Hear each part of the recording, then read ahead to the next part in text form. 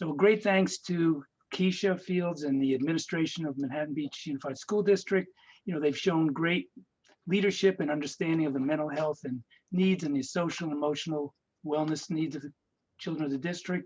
And I also want to give a special thanks to Laura McIntyre from South Bay Families Connected. And if you're not aware of South Bay Families Connected, make sure you check out their website. They have great information, great tools, speakers.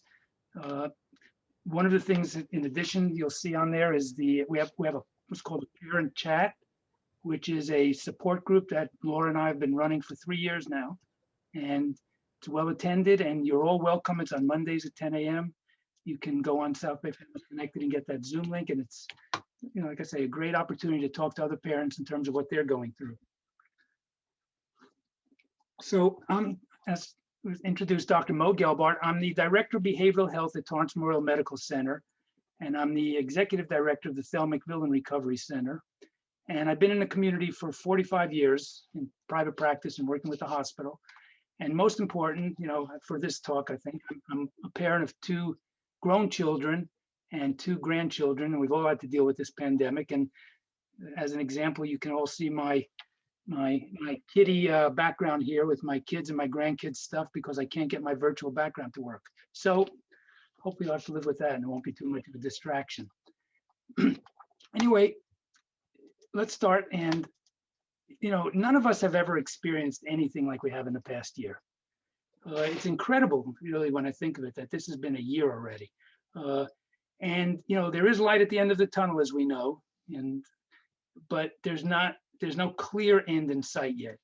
And not only have we had to deal with COVID and surges going back and forth, but we had elections and schools have been closed and now schools are getting ready to reopen.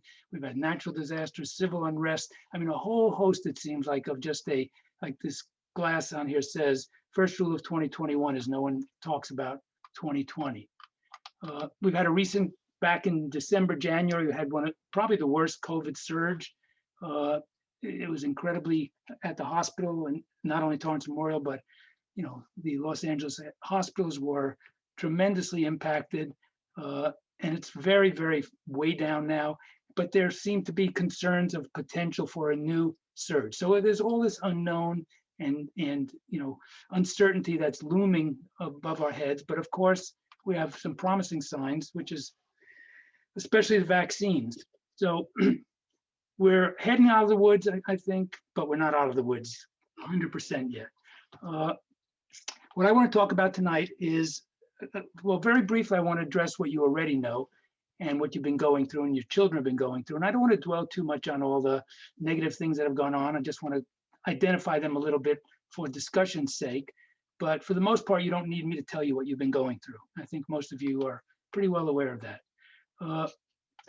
I'd like it to hear how you're coping, maybe in the Q&A part at the end, how you're managing your emotions, and most important, what I've been trying to talk to most of the school districts I do this presentation with is how can we turn this into a growth period? How can we grow through these difficult times?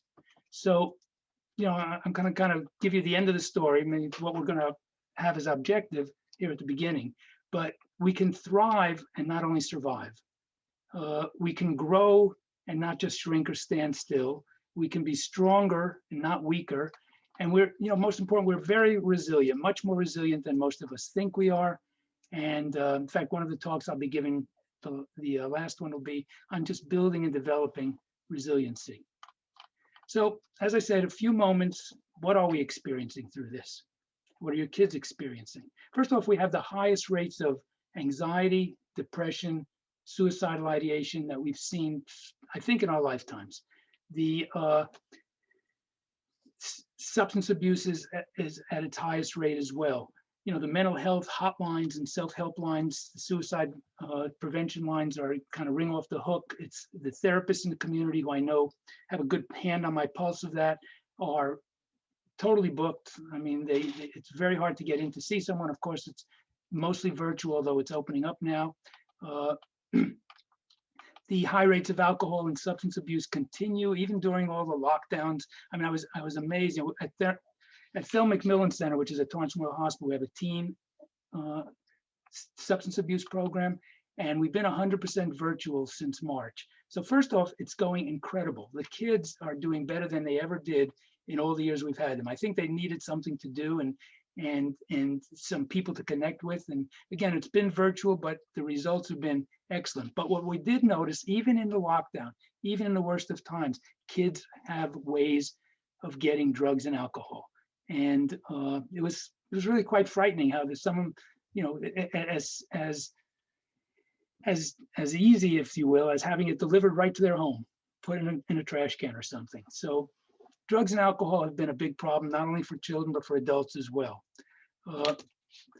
We're suffering, some of us, from a new psychological term called coronaphobia, which is the fear and emotional and social strain which is experienced by the general public, and of course connected to this coronavirus. One of the problems is our normal coping mechanisms are lost. We don't have the gym. And again, this is changing now a little bit, of course, it's opening up, but we haven't had the gym, we haven't had our friends, we haven't had vacations, we haven't had being able to go to restaurants, theaters. For our children, what have they experienced? Well, they haven't been in school, as you know. They're missing their friends, which is most obvious, and teens rely on friendships to maintain a sense of self-worth and to manage their anxiety and their depression. They're very anxious about being behind academically. They have missed out on a number of milestone events, their proms, their senior year, athletics, clubs, theater. It's been very, very difficult to the kids I've talked to.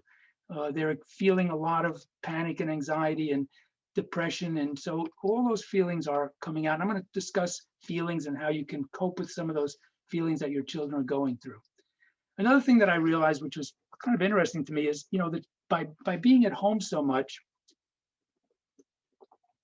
our kids have missed out on what I call the transitional moments. In other words, in our normal times, we have a new normal now, but in our normal times, the parent would get up, make breakfast, the parent would send the child off to school, the parent would go off to work, and the child could go have these transition periods where they go from home, then they go to school, and at school, they're not under the microscopic eye of their parents.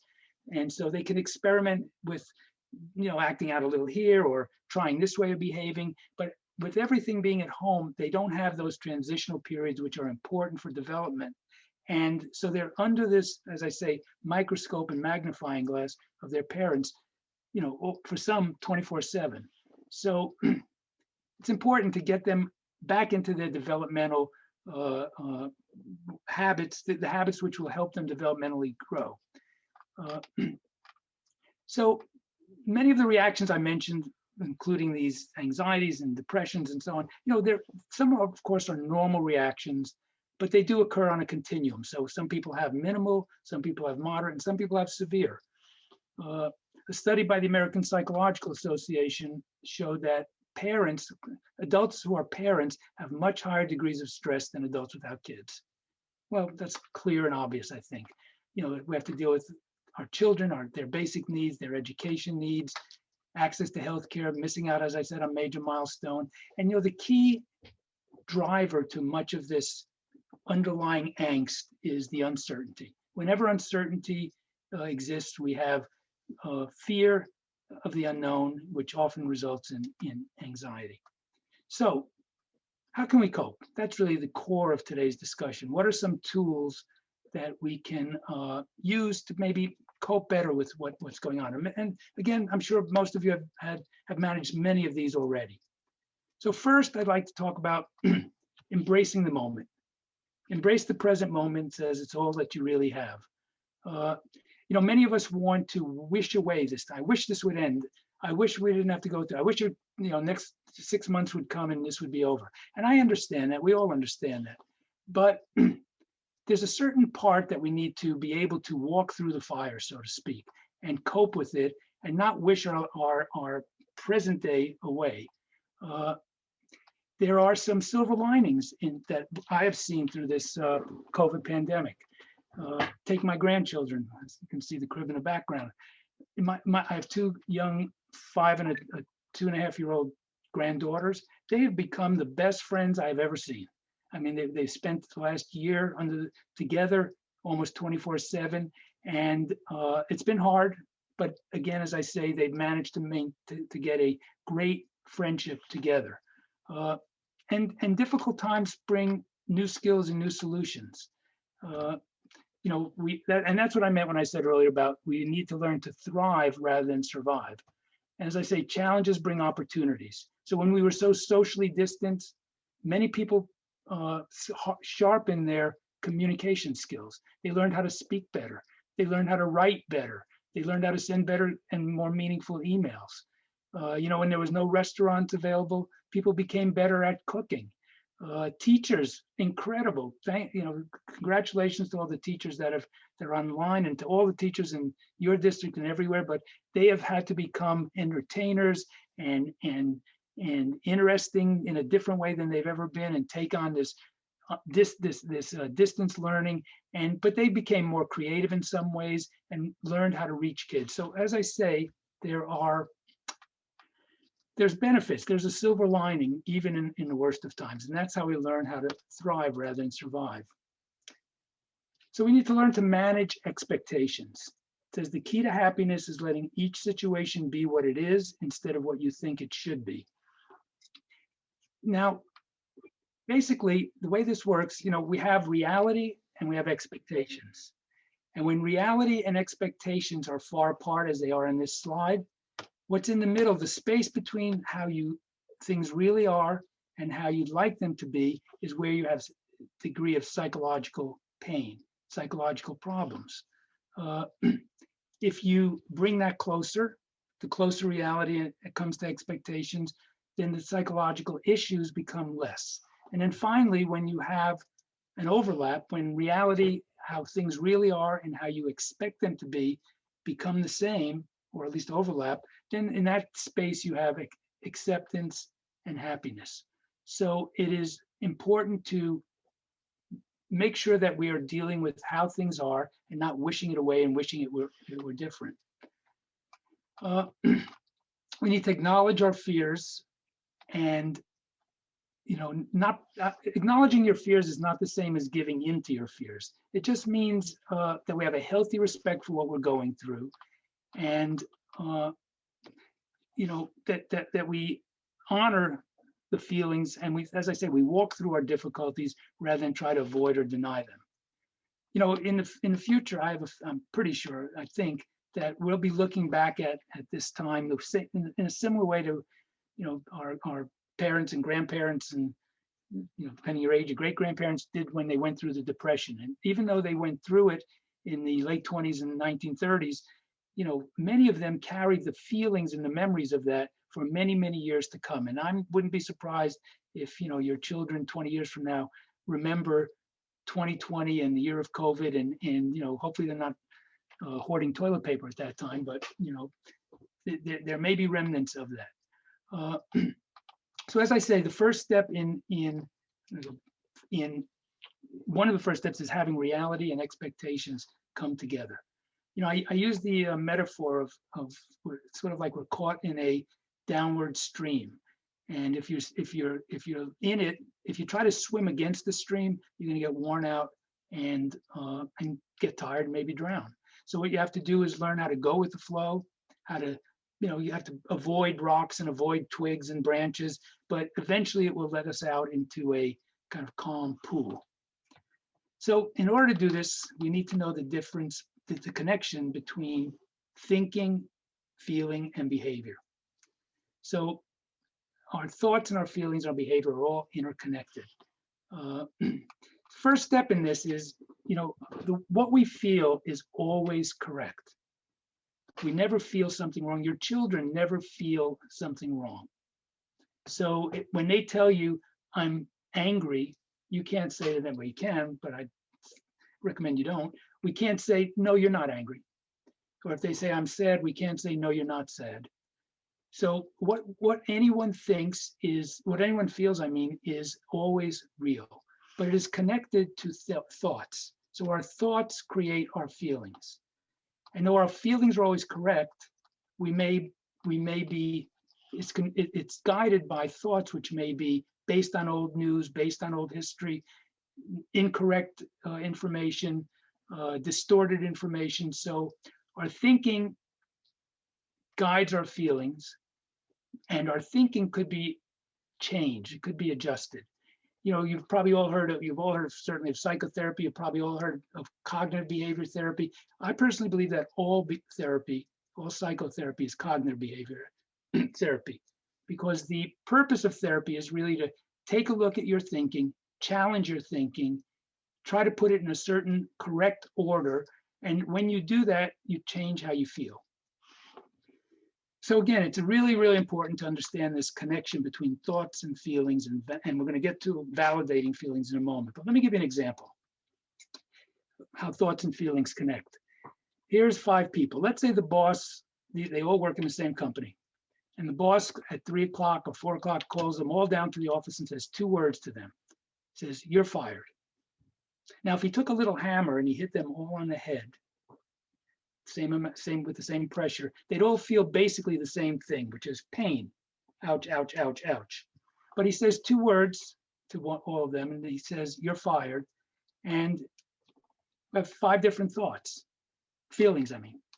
Person A, person 1 feels suicidal. He thinks, "Oh my God, this is going to be terrible. I'm never going to be able to survive." Person 2 feels homicidal. "I'm going to kill you. This is terrible. I don't deserve this. You know, I've worked so hard for this company and this is what you do to me." Person 3 is scared. "Oh, my family's going to be so angry at me. How am I going to cope with this?" Person 4 is thrilled.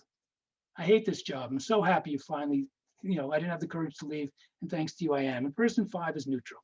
So 5 different reactions to 2 words. How could that be? Well, it's because each person has their thoughts about the event, the stressor, and it filtered through their thoughts determines how they feel. So let's say 2 weeks later, we hear that person 1, we'll call him Joe, committed suicide. And somebody would say, "What, did you hear what happened to Joe?" "No, what happened to Joe?" "Joe committed suicide." "Really, why?" "Well, he committed suicide because he was fired." Not true. If it was being fired that made one commit suicide, they'd all commit suicide. So person 1, Joe, committed suicide because the meaning he gave to being fired. And therein lies where the work we can do on ourselves, we can help our kids do, or our friends, I do with my clients that come, we get them to see things differently so the pain they feel may not be as great. You know, it's not as simple, but it's as simple as thinking about the proverbial seeing the glass half empty versus half full.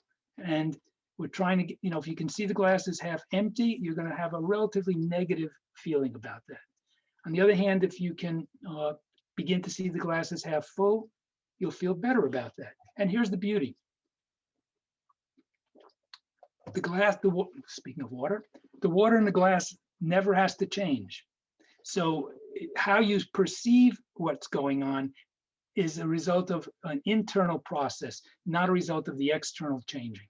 And that's the beauty of being able to change how we think, which then begins to change how we feel. What we try to do is change unrealistic, all or none, black or white thinking, and try to replace it with gray type thinking. And this can be done, it has to do with validating feelings, by the way. And you validate feelings for anyone of any age. And so if your kids come to you and say, "I'm scared," as parents, the first thing we want to do is we want to make them feel better. And oftentimes what that means is we want to tell them it'll be okay, or don't be scared. But there's a certain part of that invalidates how they feel. So what we really need to do is ask them, "What are you scared of?" And when they tell you, whatever it may be, depending on their age, we need to validate their feelings. We need to be able to tell them, based on what you think, I can understand why you feel that way. Now, we're not agreeing they should, but what we're doing is developing this trust that we are understanding. I'm going to get to validating feelings in a moment. What we want to help people, but I work a lot with people that come talk with me is I ask them oftentimes when they're suffering in terms of this negative thinking, this glass half empty thinking, it is what I call what if I ask them to become what is rather than what if. What if feeling means, what if, take the people who lost their job, what if I lose my job? Well, what if I can't afford to get, what if I don't get another one? Well, what if I don't get another one? I can't afford to pay my mortgage. Well, what if I can't pay my mortgage? My family will leave me. Well, what if my family leave? Before you know it, we've done what's called catastrophizing ourselves into, maybe living under the freeway in a cardboard box. So when I ask people to do, when I hear them catastrophizing and going into this what if scenario, I say, take a breath, change one letter, ask yourself what is, not what if, but what is. And what is allows you to be more centered in the present.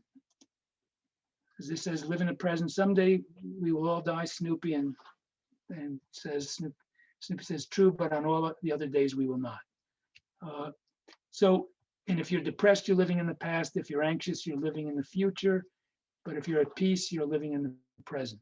So we want to help people stay in the present because there's more ability to control the things you can control in the present. And that's another tool for coping with the difficulties that we're going through. So the tool is learning to control the things you have control over and let go of the things you don't have control over. And again, another thing I ask people to do when they're under stress is take a breath and ask yourself, what do you have control over in this situation?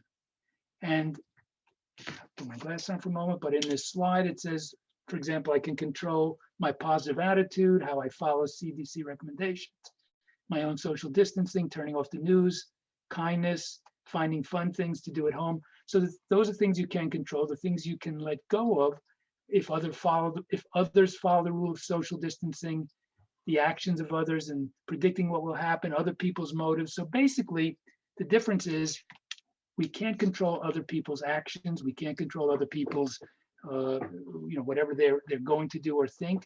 And we have to, again, when we're feeling stressed, ask ourselves, what in this situation am I able to control? Again, to me, that's one of the foundations of mental health and one of the foundations of well-being, is knowing the difference between what you can control and what you can't. So back again, as I said a moment ago, communication is really essential, and knowing how to validate feelings is essential. So when your child tells you what they feel, what you really need to be able to do is say, let me understand how he's thinking, which causes him or her to have that feeling. And given what they feel, I can then understand it and communicate that to them.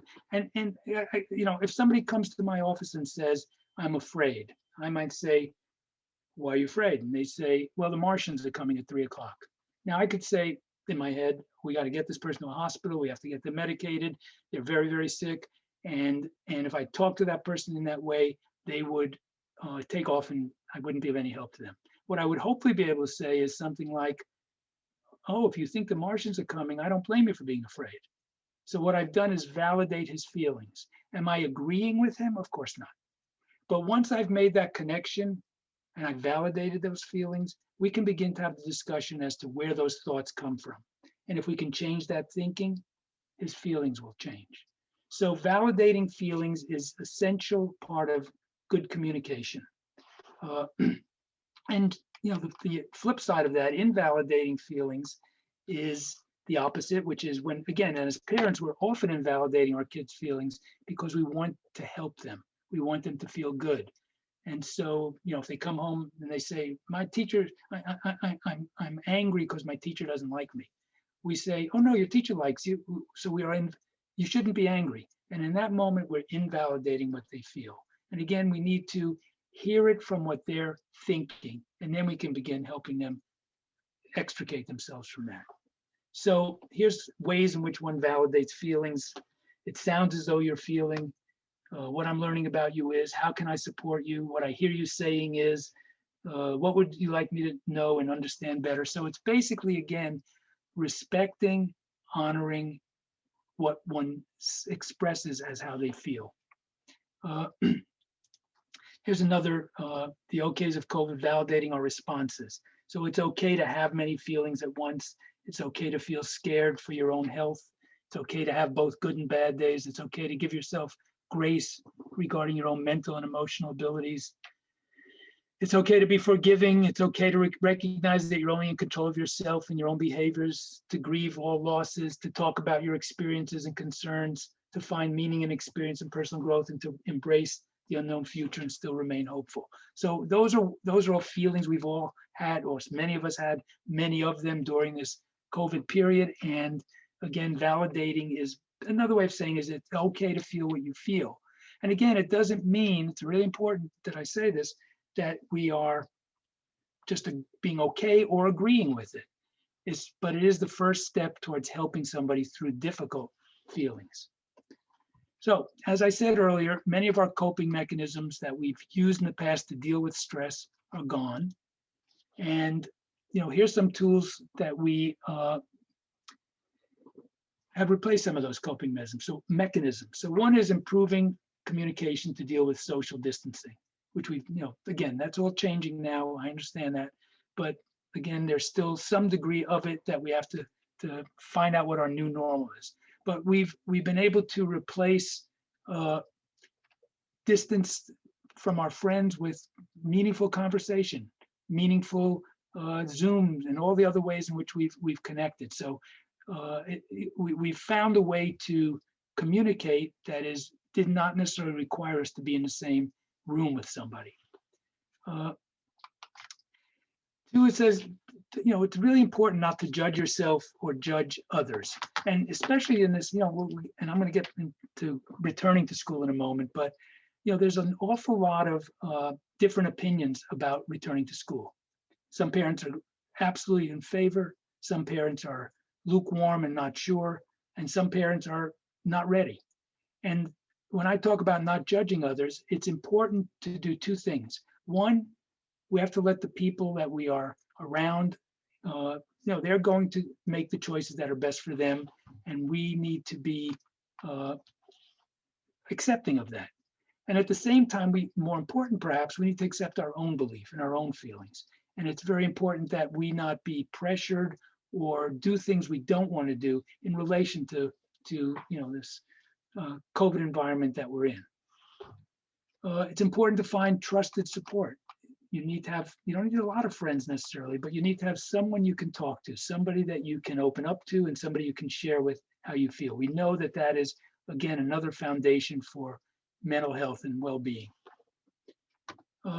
Routines, developing routines. And as we get ready to go back to school, I think it's really, really important to have, to start thinking again about routines. I've spoken to a lot of parents, and their children's routines during this distance learning has been, ranging anywhere from good to decent to really not the best, to say the least. And the parents come and complain about their children never getting out of their pajamas and sitting in bed and doing everything they do from their laptop in bed. And so now when your kids are getting ready to go back to school, it is essential that they have routines. STEM means sleep, think, eat, and move. So we need to make sure that they're getting 7 or 8 hours sleep, preferably 8, that they're eating well, that we talked about their thinking and changing their thinking. And move means a little bit of exercise. Again, that's something that's been lacking as well for many people during this COVID year. And movement for your child can be as simple as going out and taking a walk, but especially when they have been so glued to their computers and sitting in a chair, they need to get up and they need to move. And finally, it says avoid unhealthy habits, which includes making sure that not using substances as a substitute for the coping mechanisms which we've lost. Another tool, by the way, which is relatively easy, is practicing gratitude. Being thankful for what we have is simple to do, and it's, again, an essential tool for well-being. There's many, many studies show the benefits for mood and for body weight and for work productivity when one is able to express clearly gratitude. And I ask people to basically every day before you go to sleep or when you wake up in the morning, think of 3 good things that you're grateful for. And by the way, you and your kids can do that at any age. And again, I'm sorry to use my grandchildren, proud grandpa, those of you that one day will be or are, but that's what we do as grandparents. But even at the age of 2, every night they go around the dinner table and they say, they don't use the word grateful, but they're asked what was their rose for the day, and they can say what they are grateful for. And again, it is really important. And as this slide says, we don't practice gratitude because we live happy lives, but we live happy lives because we practice gratitude. So let's talk for a moment. Let's go into, I know we're all getting ready to send our kids back to school. Some of you already have. And it sounds great. It means that we're so well advanced in this problem, but there are some issues to look at in terms of reentry. Schools already reopened. I think I just heard that Manhattan Beach will probably be, if I understood correctly, be fully opening pretty quickly. One way or other, schools are beginning to open. Kids are starting to go back.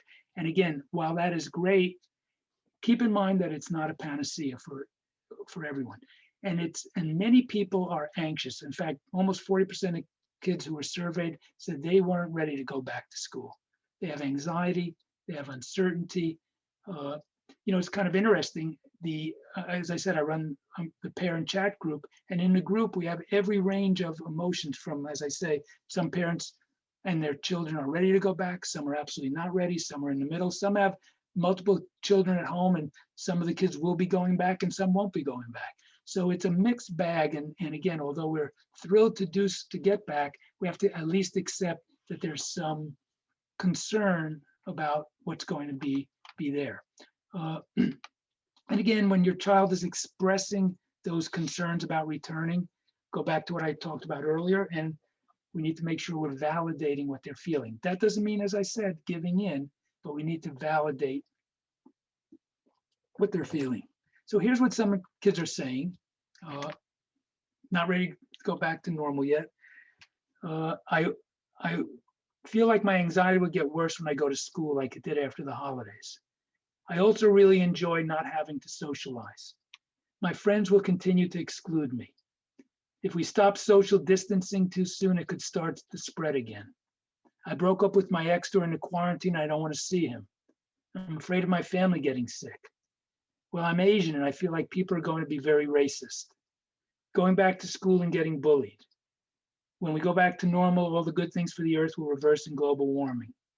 I'm afraid of people in my class. They threaten and hurt me, but they can't do that digitally. So there are, as I say, a lot of mixed feelings about going back. And again, what we need to do, how to manage this reentry, is one, we need to be open and validate those feelings and communicate. I give a lot of presentations, and at the end of the day, the most important thing, obviously, is communication and dialogue. We need to learn to talk so our children will listen, and listen so our children will talk. That's the key. So we need to be able to be open to feelings of anxiety and uncertainty with our children, and we need to be able to discuss it with them. And again, doesn't necessarily mean we have to give in, but we have to at least honor what they're experiencing. We need to recognize that we, parents, have anxiety and mixed feelings. We may not, although we're very, mostly, it's a great sign that we're able to go back. Many of us have mixed feelings about that. And of course, our teachers, who have, again, done a masterful job all year of doing the best they could possibly do given the situation. Many of them have mixed feelings about going back. And again, we need to honor and respect and hear what they're saying. We need to manage our expectations, as I said earlier. So part of that is knowing that it's not a full-blown panacea of going back, and we have to help our children manage their expectations. Because if they get from you, if they begin to feel that what they're experiencing inside is not the correct way, they're going to become closed off, and that's a concern at times because that closed offness can lead to depression. So we have to be willing to hear what they have to say. And we have to be honest and encouraging to them, but not just reassure them. It's more than just telling them it'll be okay. We have to help them navigate their thinking and their fears and their concerns and find solutions and resolutions and alternatives if needed. And we have to understand that for many, the great part of going back to school will be, it's kind of like the honeymoon will be there, but for some, very quickly, whatever they experienced as difficult prior to COVID, they may very well begin experiencing again, things like bullying or peer pressure. And we have to, again, work with them and make sure that that we accept those feelings in them. And then the last thing perhaps is recognizing that things will be different when they go back. The expectations will be different. They're not going to have the same social gatherings that they had. They're not going to have the same, going to wear masks. They're going to have, hand washing stations and whatever else the school's set up. So, we have to help them kind of navigate through these differences that they're going to feel. So, in summary, we want to help embrace the moment, live in the here and now, control the things you can and let go of things you can't control. Resilience as in leaning on past successes, improve dialogue and validate feelings, and practice gratitude. Sometimes this may, what I'm describing here may feel like it's too much, it's too big, it's too overwhelming. I can't do it all. As a parent, oftentimes, as I said earlier, parents, of course, with kids, feel very, very stressed during this last year. And so I like to tell my favorite parable at the end of these talks, and that is that once upon a time, there was an old man who every day would walk on the ocean, on the beach, and early in the morning before he went off to work. And one day at night, it rained terribly, and when he got up in the morning, he was walking, and as it shows in this picture, the beach was littered with tens and hundreds of thousands of starfish that were washed ashore. And off in the distance, he could see somebody doing something. And as he got closer, he could see it was a little boy. And as he got even closer, he saw the boy was throwing something into the water. And as he got closer, he saw the boy was picking up a starfish and throwing it into the water. And the man said, "Son, what are you doing?" He said, "Well, it rained last night. And when the sun comes out a little later, all these starfish are going to be, will die. So I'm throwing them back in the water." The man started laughing. He said, "Son, there's thousands of these. You can't make a difference to these starfish." And so the little boy bent down and he picked up a starfish and he threw it into the water and he said, "I made a difference to that starfish." And with that, we with one step at a time, we can make a difference in the things which are difficult for us to cope. And then as the final slide, what this really amounts to is, in my mind, if you can't stop the waves, but you can learn how to surf. And much of what I've been talking about is really the ways in which we learn how to surf through the difficult waves. So I thank you for your time.